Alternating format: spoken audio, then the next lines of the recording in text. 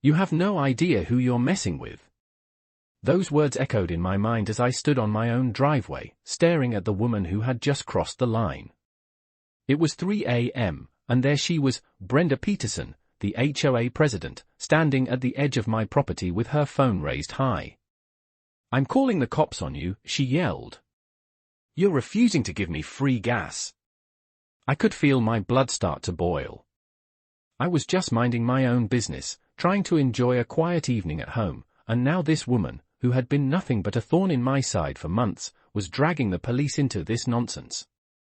The absurdity of the situation was almost too much to handle, but something inside me snapped. I walked toward her, my boots crunching on the gravel, the chill of the early morning air biting at my skin. The sirens grew louder, but I wasn't worried. Brenda, however, seemed to think she was about to win. She smiled smugly as the police car pulled up. "Thank you, officer," she said, clearly believing she was the one in control. I stopped in my tracks, waiting for the officers to get out of their car. Brenda didn't know it yet, but she was about to get the shock of her life. I could see the confusion on their faces as they looked at me, then at Brenda. "What's going on here?" one of the officers asked, clearly unsure of what to make of the situation. Brenda was quick to explain, "This man is refusing to give me gas."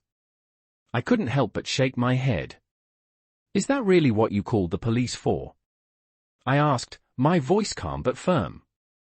"She thinks she's in control because she's the HOA president," I thought to myself. The officers glanced at each other, clearly skeptical of the situation. But I wasn't just some random guy in the neighborhood, no, I had a much bigger role than she could ever imagine. What she doesn't know is, I'm the police chief. The officers froze. The smug smile on Brenda's face disappeared as the realization hit her. She had no idea who she was dealing with. The tables were about to turn. Stay tuned to see how this power struggle unfolds. As I stood there, watching Brenda's face go from smug to pale. In an instant, I could feel the weight of the moment. The officers were still standing in confusion, trying to piece together the bizarre situation. I couldn't blame them. Brenda had made it seem like I was the one causing trouble, but now the tables had turned. I could see the realization start to settle in. She had no idea who she was messing with. I stood tall, the cool morning air biting at my skin as I adjusted my uniform. It wasn't something I liked to flaunt, but in moments like this, the truth had to come out. I'm the police chief of this town, I said again, slowly, letting the words sink in. The officers were quiet for a moment. One of them, Officer Daniels, looked at me with a mix of surprise and respect. "You're the chief?" he asked. "Yes," I said, my voice steady. "And I'd appreciate it if you could help me out here." Brenda, still processing what had just happened, tried to regain some control. "This is absurd," she muttered, looking from me to the officers. "He's obviously abusing his position." I could see her frustration mounting, but I wasn't about to let her push me around anymore. "Actually, Brenda, it's you who's abusing your position," I said calmly. "You've been harassing me and other residents in this community for months, using your position as HOA president to control everything from fines to parking spaces." The officers glanced at each other again, and I could tell they were starting to connect the dots. "I'm sorry, sir," Officer Daniels said to me, his voice now more respectful. "We weren't aware of the full context here. We'll be leaving now." Brenda's face turned beet red. "You can't just do this. I'm in charge here," she snapped, trying to rally some semblance of authority. But it was too late. I could feel the power shifting back to me. I wasn't just the guy she thought I was. I wasn't just some ordinary neighbor who had to bow down to her ridiculous rules. I was the chief, and I wasn't going to let her get away with this anymore. "If you ever need to call the police again, Brenda," I said, locking eyes with her, "I suggest you remember who's on the other side of that phone." As the officers walked away, Brenda stood frozen, her mouth opening and closing like she couldn't decide whether to argue or just walk away. I didn't wait for her to make up her mind. I turned and walked back to my house, knowing that this wasn't over. It was just beginning. The next few days felt like a heavy weight hanging over me. Brenda was no longer just a nuisance, I could see that she was plotting her next move. She had always been the type of person who thought her position as HOA president made her untouchable. And now that I had stood up to her, I could sense she wasn't going to let this go easily. I kept my eyes open, watching for any signs that she might escalate things. It wasn't long before I got a call from one of my officers. "Chief, you might want to see this," Officer Daniels said, his voice serious. I was already heading to the station when I got the news. Brenda had started filing complaints again, but this time it was different. She wasn't just targeting me, she was going after everyone. I reviewed the files as I sat in my office. There were violations about parking, fines for things as simple as the wrong shade of paint on mailboxes, and even complaints about the way people trimmed their lawns. It was the same old story, but now it was spreading like wildfire. She had gone full throttle, using her position to bring down the hammer on every single resident she could. I couldn't let her get away with it. As the police chief, I had the authority to act, and it was time to put a stop to her overreach. But I knew it wouldn't be easy. Brenda was connected, her husband was on the city council, and she had friends in high places. It was the kind of situation where a few whispers in the right ears could make things very difficult for me. Still, I couldn't back down. I gathered the information I needed, calling in a few of my trusted allies from the department. Together, we started preparing a case. It wasn't just about protecting my own rights anymore, it was about defending the entire community from a corrupt system that had been using its power to control everyone. My first step was to contact a few of the other residents, the ones Brenda had targeted most heavily. I needed their stories. I knew I had the law on my side, but I also knew I needed to prove that Brenda's actions were not just petty complaints, they were part of a larger pattern of abuse. As I spoke to one of the residents, a woman named Linda who had been fined multiple times for having an extra chair on her porch, it hit me just how far Brenda had gone. This wasn't just about rules anymore, this was about power. And Brenda wasn't going to stop until she had complete control. I couldn't let that happen. The next step was to confront her head-on. It was time for me to make it clear that she wasn't the one calling the shots anymore. I wasn't just a resident trying to survive in her HOA kingdom, I was the police chief, and I was going to make sure she knew it. As the days went on, I could feel the tension building. Brenda wasn't backing down. In fact, she had escalated things even further. I knew it was only a matter of time before she would try something drastic. My phone rang again, and I could already guess who it was. "Chief, you're going to want to see this," Officer Daniels said. I met him at the station later that afternoon, and he handed me the latest round of complaints Brenda had filed. This time, she had taken things to a whole new level. Not only was she still harassing the residents, but she had started taking aim at businesses in the area. One of the complaints even involved a local restaurant where the owner had simply parked his delivery truck too close to the curb. I shook my head as I read the ridiculous charges. This wasn't just about enforcing rules anymore. Brenda was targeting anyone she could, making sure she could control everything and everyone. She was using her position to create fear and compliance, and I wasn't going to let her get away with it. "It's time to step up," I said, more to myself than to anyone else. I knew that if I was going to put an end to this, I needed to get the community on my side. I needed them to understand that this wasn't just a personal vendetta, it was about taking back their rights. Over the next few days, I began gathering evidence. I met with more of the residents, who were finally starting to speak up. They were tired of being afraid. They shared their stories, how Brenda had fined them for the smallest infractions, how she had used her power to intimidate them into silence. I could feel the anger rising within the community, and it was clear that they were ready for a change. With the help of a few key allies, I started drafting a plan. We would challenge Brenda's authority in a way that she couldn't ignore. I had the law on my side, and I was ready to make sure she knew that. But I also knew that this wasn't going to be an easy fight. Brenda had a lot of influence, and she wasn't going to go down without a fight. But it didn't matter. I wasn't backing down, and neither was the community. The time had come for me to show Brenda what it really meant to be in charge, and that no one, no matter how powerful, was above the law. The next time I saw Brenda, it wouldn't be on her terms, it would be on mine. The day I decided to take action, I knew it was going to be a turning point. I gathered all the evidence we had, the complaints, the fines, the harassment, and made my way to the local courthouse. With the support of several residents and a few allies who were tired of being pushed around by Brenda, we filed a formal complaint against the HOA. This wasn't just about me anymore, this was about taking a stand for the entire community. The paperwork felt like a weight lifting off my shoulders, but I knew that Brenda wasn't going to go down easily.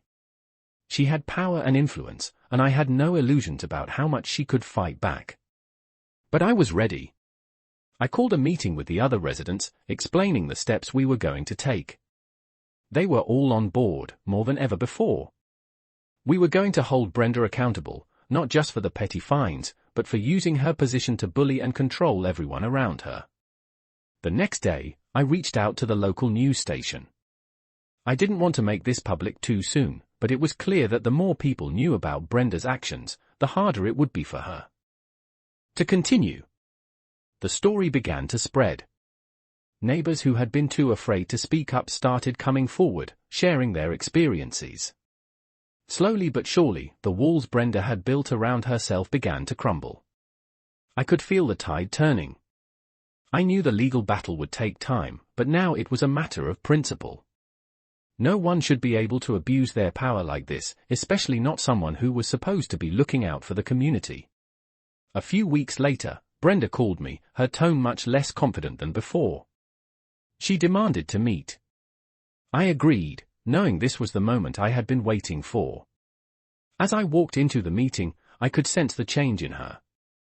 The woman who had once thought she was untouchable now seemed unsure, her usual smirk replaced with a forced smile. She sat down across from me, her hands trembling slightly. "Jake," she said, her voice tight, "this is getting out of hand. We need to find a way to settle this." I leaned forward, meeting her gaze. "You had the chance to settle this a long time ago, Brenda," I said calmly.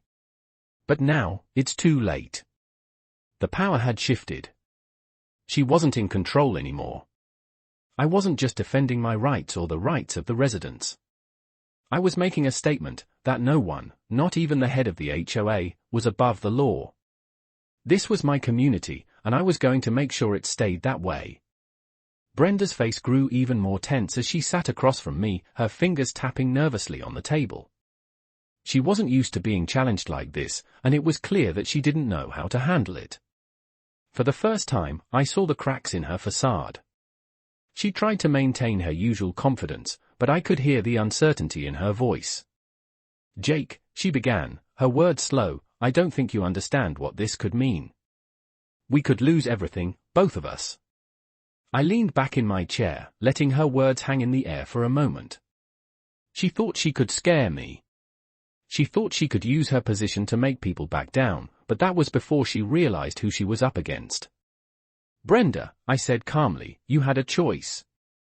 You could have worked with the community, but instead, you chose to push everyone around. Now, you're the one facing the consequences."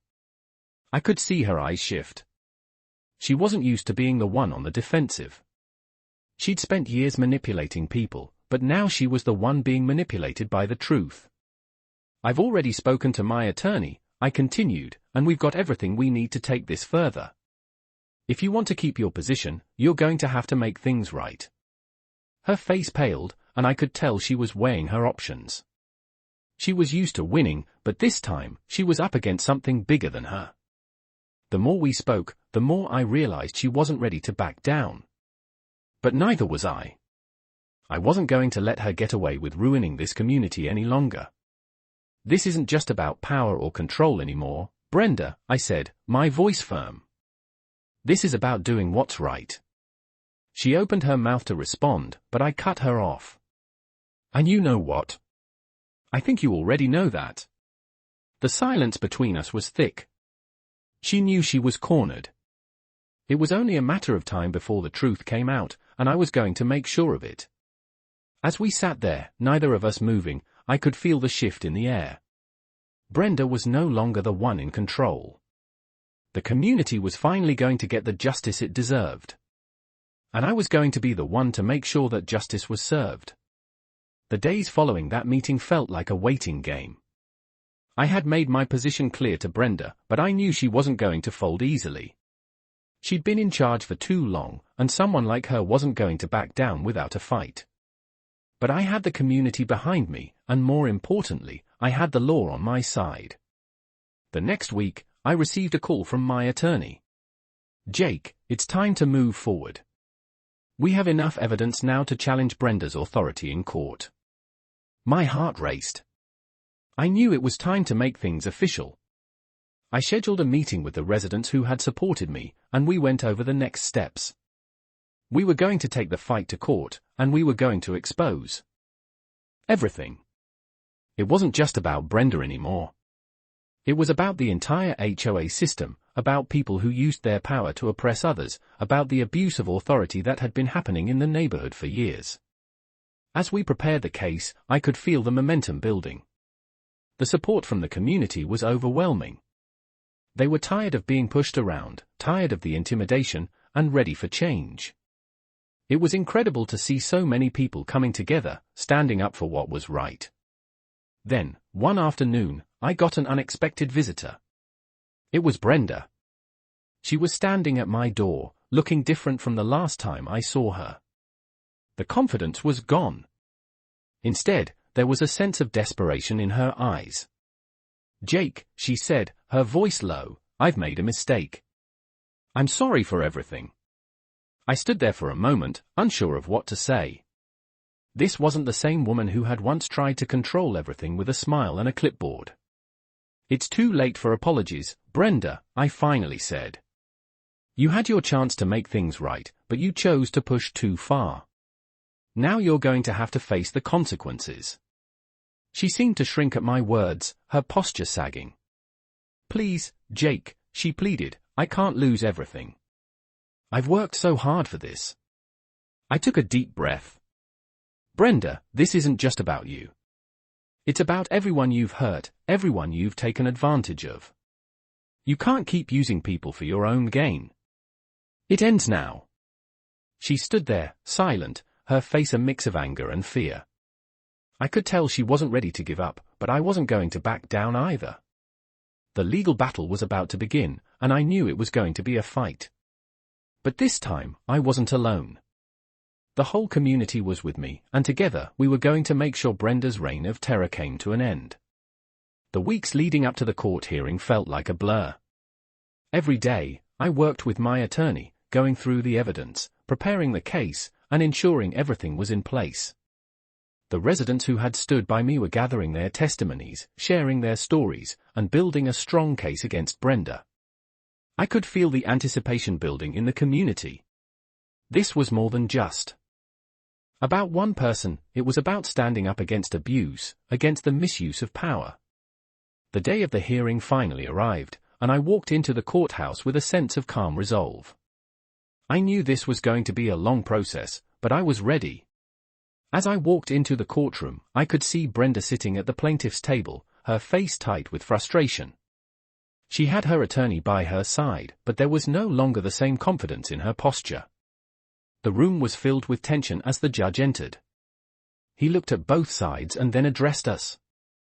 "Let's begin," he said, his voice steady. The proceedings started, and one by one, the residents took the stand. They spoke about the constant fines, the harassment, the way Brenda had tried to control every aspect of their lives. As the testimonies were heard, I could see Brenda growing more and more uncomfortable. It was clear that the truth was coming out, and there was nothing she could do to stop it. Then it was my turn. I stood up, took a deep breath, and walked to the witness stand. I knew this was my moment to make sure the judge understood what was at stake. "Your Honor," I began, "this case isn't just about a few fines or petty complaints. This is about the abuse of power, about one person using their position to intimidate and control an entire community. Brenda Peterson has taken advantage of her role as HOA president for far too long, and it's time for that to end." I looked over at Brenda, who avoided my gaze. I continued, I'm not doing this for myself. I'm doing this for the people who have been suffering under her rule. For the people who have been afraid to speak out. We have the law on our side, and it's time for justice. The room was quiet as the judge nodded. Thank you, Chief Dawson, he said, turning to Brenda. Do you have anything to say? Brenda stood up, her voice shaking as she tried to defend her actions. Your Honor, I've only been trying to do what's best for the community, she said. But no one was buying it anymore. Her facade was crumbling, and there was nothing left to hold it together. The judge listened carefully, then turned to both of us. I will review the evidence and make my decision, he said. As the proceedings ended, I couldn't help but feel a sense of relief. This fight wasn't over yet, but we were one step closer to putting an end to Brenda's reign of terror. The community was finally going to get the justice it deserved. As the days passed after the court session, the tension in the air was palpable. Everyone in the community was waiting for the judge's decision. I could feel the weight of the uncertainty bearing down on me, but there was also a sense of pride in what we had accomplished so far. The case wasn't just about winning in court, it was about standing up for what was right, about showing the community that power and authority should be earned, not abused. Every conversation I had with the residents made it clear that they were all invested in this fight now. They were tired of being silenced, tired of the constant fear Brenda had instilled in them. The next morning, my phone rang. It was the courthouse. The judge had made his decision. I could hear my heart pounding as I listened to the voice on the other end. Jake, the judge has ruled in your favor. The HOA president's actions were deemed abusive and excessive. Effective immediately, her position has been revoked. I leaned back in my chair, letting out a breath I hadn't realized I was holding. It was over. Brenda's reign of intimidation had come to an end, and justice had finally been served. The residents were ecstatic when they heard the news. For the first time in years, they felt free from the constant pressure of a corrupt system, free to live their lives without fear. But I knew this was just the beginning. Brenda might have lost her position, but there were still questions to answer. What about the money she had taken? The fine she'd imposed? There was more work to be done. As I walked through the community that day, I couldn't help but notice the difference in the way people looked at me now. There was respect in their eyes, but more than that, there was hope. Hope that things could change, hope that they wouldn't have to live under the thumb of someone who didn't care about them. It wasn't just about me. It was about the power of standing up for what was right, the power of a community coming together to make their voices heard. Brenda had tried to control everything, but in the end, it was the community that had won. As I walked past the homes, hearing the laughter and seeing the smiles, I realized that this wasn't just a victory for me, it was a victory for everyone who had been silenced, for everyone who had felt powerless. And that feeling was worth more than anything else. The next chapter was just beginning, but this time, it was going to be a chapter of fairness, respect, and justice for all.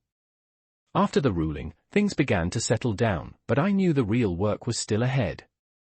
Brenda's removal from the HOA wasn't the end of the story, it was just the beginning of restoring balance to the community. The first step was to ensure that the changes Brenda had imposed over the years were undone. It wasn't going to be easy. Many residents still had lingering fears about speaking up, and there was a deep mistrust in the system that had been so easily manipulated for so long. I knew the community needed more than just Brenda's removal, they needed to feel empowered again. Over the next few weeks, I worked closely with the residents, helping them organize new leadership within the HOA. We started fresh, rewriting the rules with input from everyone.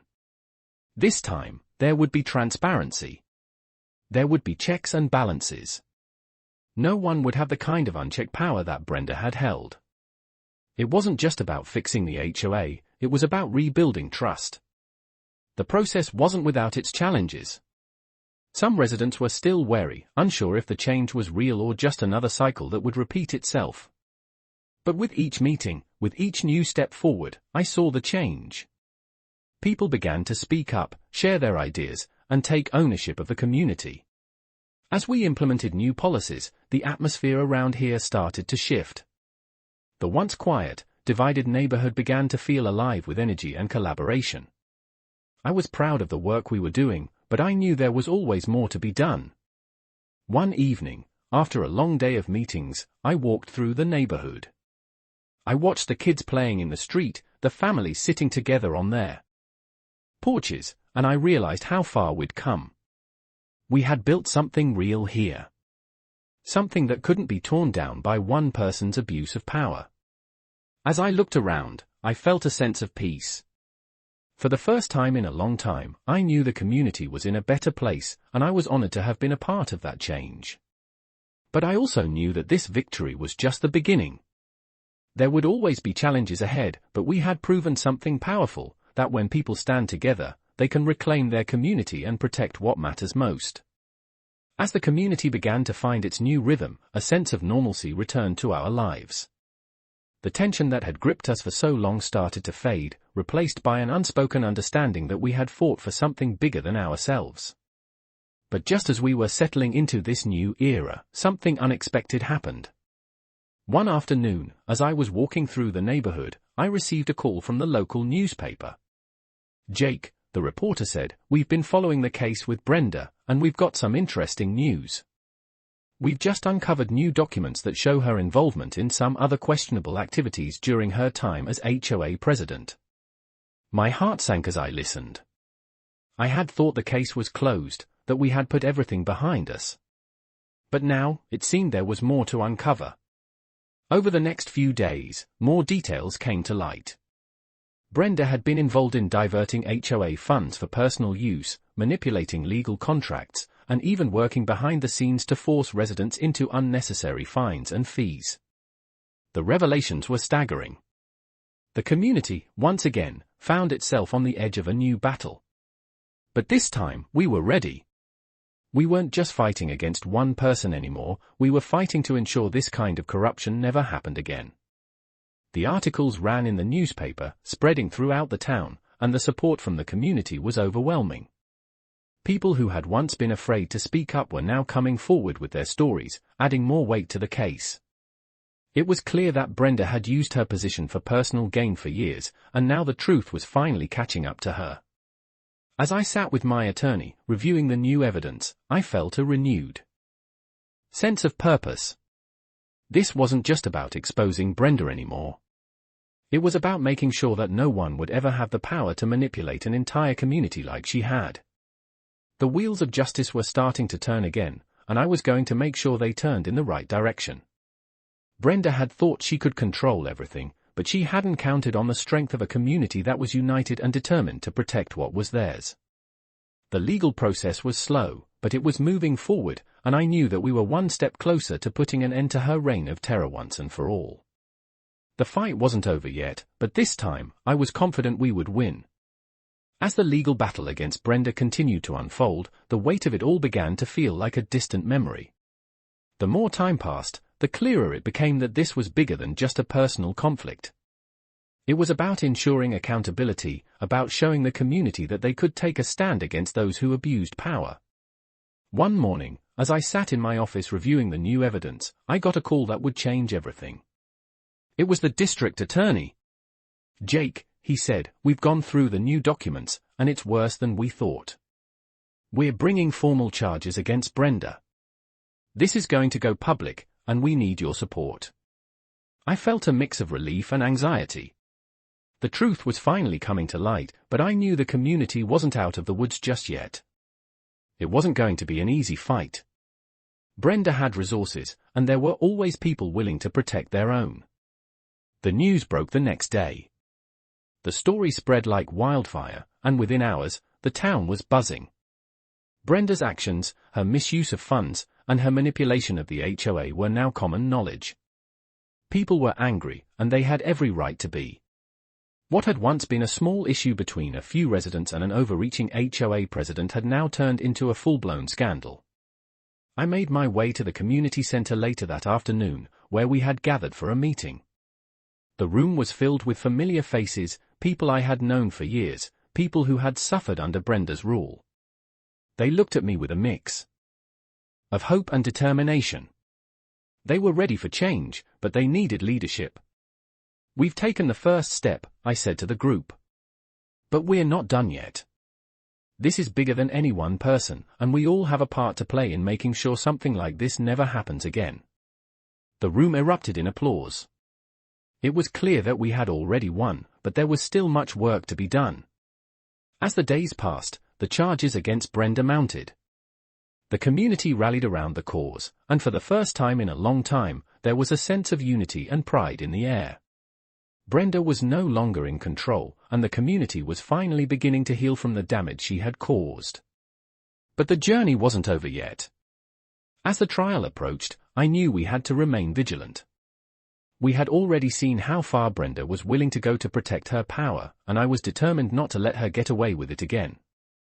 It was time to finish what we had started, and this time, we were going to see it through to the end. As the day of the trial finally arrived, the courthouse was filled with tension. The community, who had fought so hard to expose Brenda's corruption, was gathered outside, eager for justice to be served. I stood with my attorney, watching as Brenda and her legal team entered the courtroom. Her confident stride had vanished, replaced with a sense of unease that she couldn't hide. The trial was intense, with the prosecution presenting a mountain of evidence against Brenda. They detailed her misuse of HOA funds, her manipulation of contracts, and the countless residents she had intimidated over the years. The testimonies were heart-wrenching, as the people she had tormented now stood in front of the court, sharing their stories. Every word they spoke was a reminder of the impact Brenda had on their lives. I sat there, watching it all unfold, feeling a sense of pride. This wasn't just about Brenda anymore, it was about the entire community. We were standing up for what was right, and we were going to make sure that justice was served. The defense tried to fight back, but it was clear that Brenda's actions were indefensible. She had pushed too far, taken too much, and now it was time to face the consequences. When it was my turn to speak, I walked to the witness stand with a sense of purpose. "Your Honor," I said, my voice steady, "I stand here not just as a police chief, but as someone who has watched this community suffer under Brenda's reign. She used her position to exploit her neighbors, to control their lives, and to line her own pockets. It's time for that to end." The room was silent as I looked at Brenda. She avoided my gaze, her face a mixture of anger and fear.